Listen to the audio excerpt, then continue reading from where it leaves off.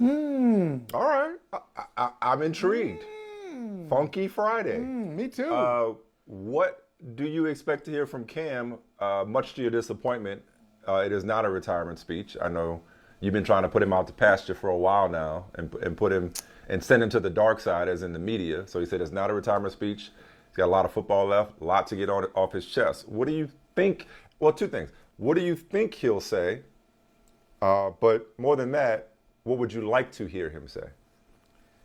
Uh, okay, this is what I think he'll say. I think he'll correct. He is into correcting narratives, or maybe not necessarily going point by point. He corrects narratives in a different way, and actually a refreshing way.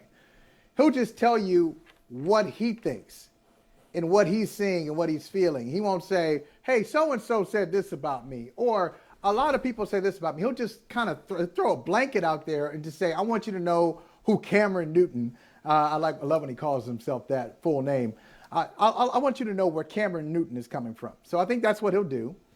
I think he'll talk about how he can play football and what he has the ability to do. But I would be shocked, Michael Smith, if he comes out and says, "I am signing with fill in the blank, NFL team, CFL team, XFL team."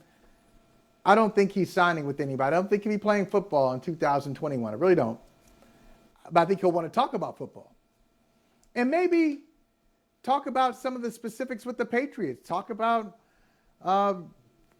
what happened. What happened that final week. I think that was we got to know. If we were doing a podcast, Mike, if we were doing a documentary, we could just hone in on Giants week. Patriots, Giants, joint practices.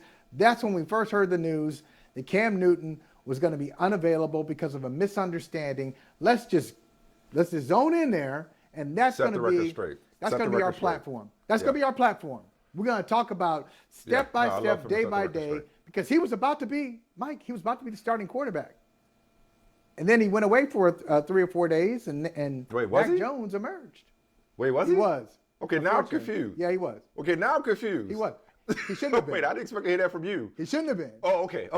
He shouldn't have been. Got it. Okay, yeah. Good. All right. Well, that's good. Okay. No, that's good. That closes the circle. All right. That gives me some closure. Yep. Because I never just heard you say, because we saw it the same way. You know, when it was all said and done, we saw it the same way. That, he was on track, but for that misunderstanding. I'm with you. First things first, I would love to hear him address in detail, without restrictions. You're not in Foxborough. You're not in the confines of Gillette, Stacey James, or Bears Nigerian, or Bill Belichick, or nobody's around to tell you what you can and can't speak on. Hunkering down on it's you. Like, why'd you say that? what you got to say about Stay there. Exactly what Go there. happened. Sit down. And stand up. If you're so inclined,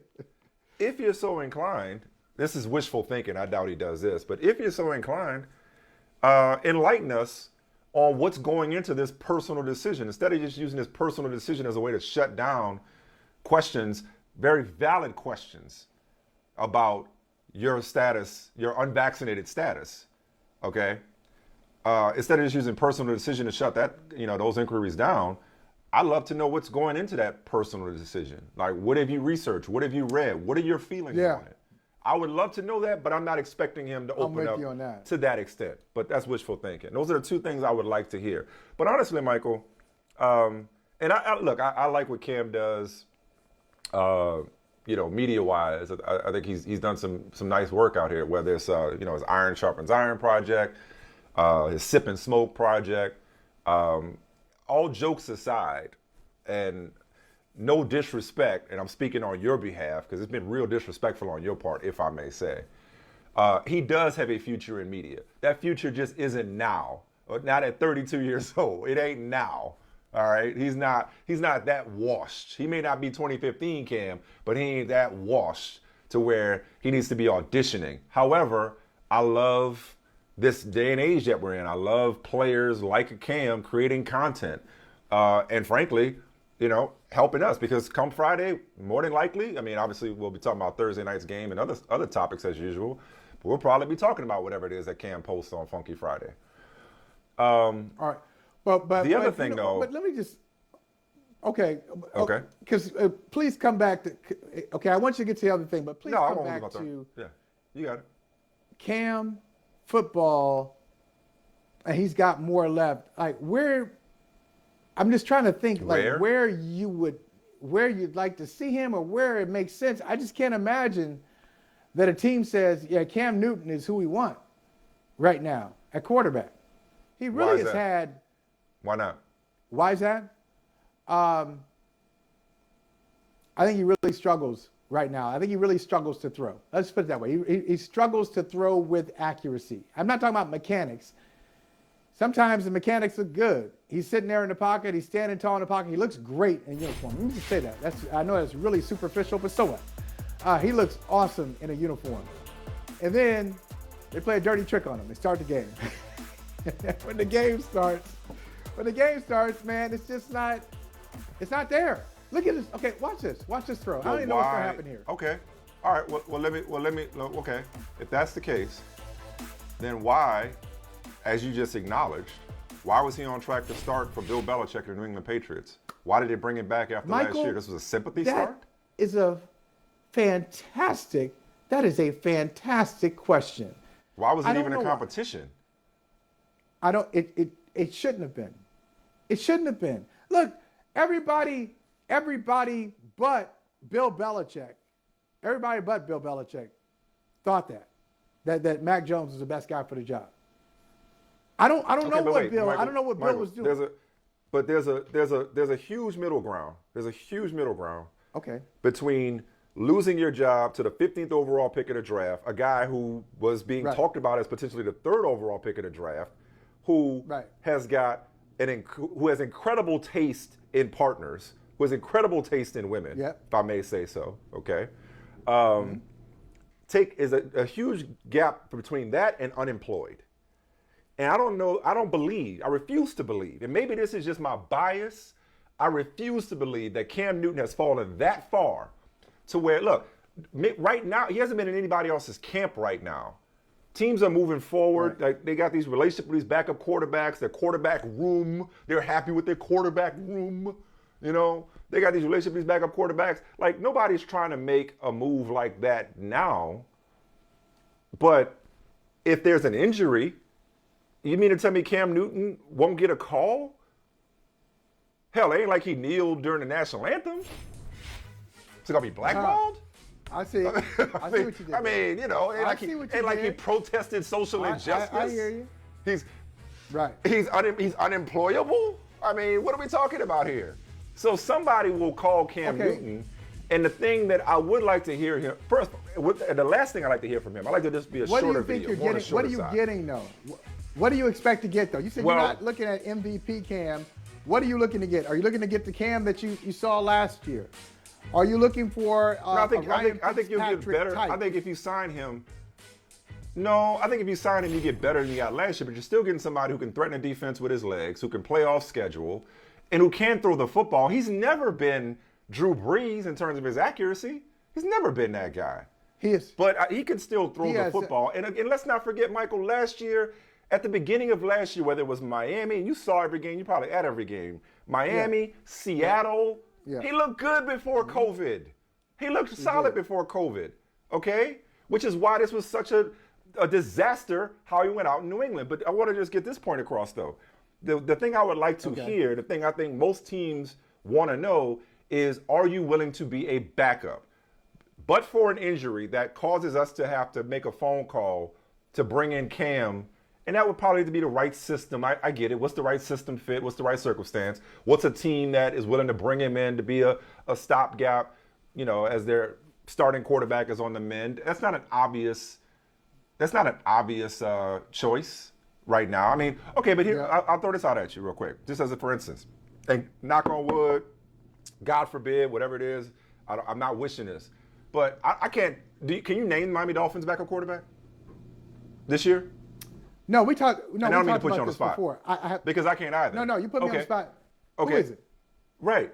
Who is it? I have no idea. That's what I'm saying. I'm not putting you on the spot. I don't know. I could look it up. I don't know. Point being, if Tua Tagovailoa, again, God forbid, if something were to happen to Tua, the Dolphins, who believe they're a playoff team, could they call up Cam?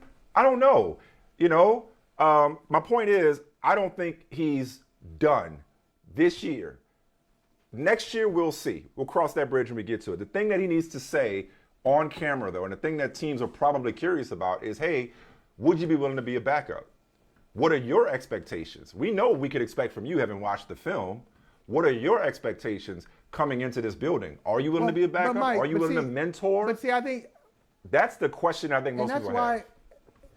Okay, and this you say. Okay, let me look up that how Dolphins trivia question while you talk. Yeah, please let me know. You said. Bet you're somebody we know. Hey, how did he go from almost being the Patriots starting quarterback to being unemployed? There's a big gap. There's a yawning gap there. I love when reporters use that yawning gap. Okay. All right, I get that. Oh, snap. It's Jacoby Brissett. Jacoby Brissett's their backup. Jacoby Brissett, former Patriot. Jacoby Brissett. Former Colt. Figures. Jacoby Brissett. I didn't know that. Mike, if that's the case, I'm with you.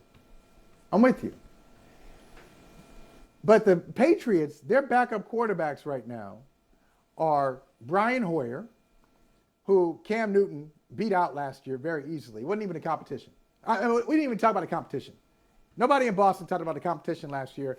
Brian Hoyer, Jared Stidham, they're still affiliated with the Patriots. Cam Newton is better than those guys. They brought in Garrett Gilbert and something called a Duck Hodges. There's a Duck Hodges that they brought in for a tryout. Okay, like all these names, right?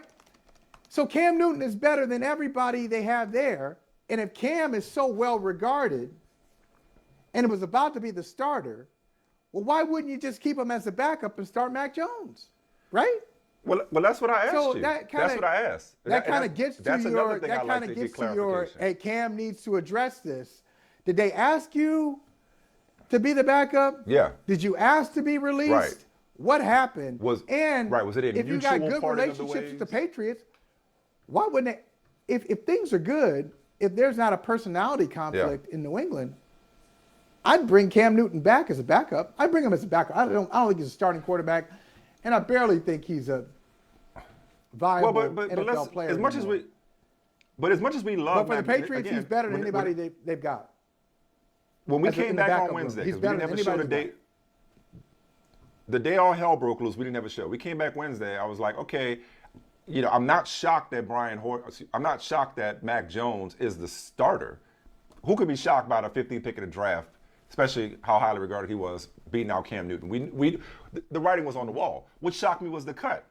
And we had this conversation. I told you this. I was like, I don't get why they couldn't keep him as a backup, not just because he's so highly regarded in the Patriots locker room, but if he were that close to starting, stands to reason, given that you're a play away from having to go to your backup. Now, and as much as we are singing Mac Jones' praises, talking about how he outkicked his coverage with his old lady and all this, like, he's never taken a regular season snap.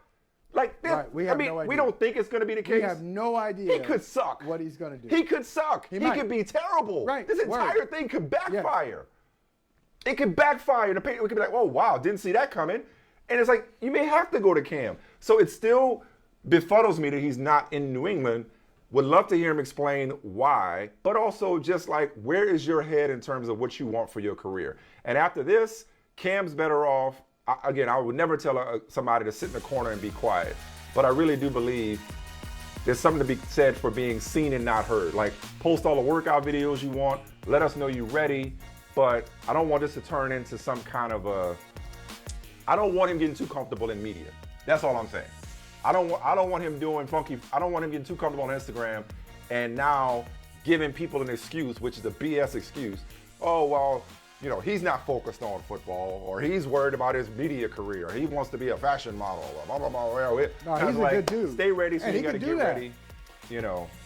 But I can't wrap my mind around the idea that he's done. Can't wrap my mind around the idea that he's done. I can't.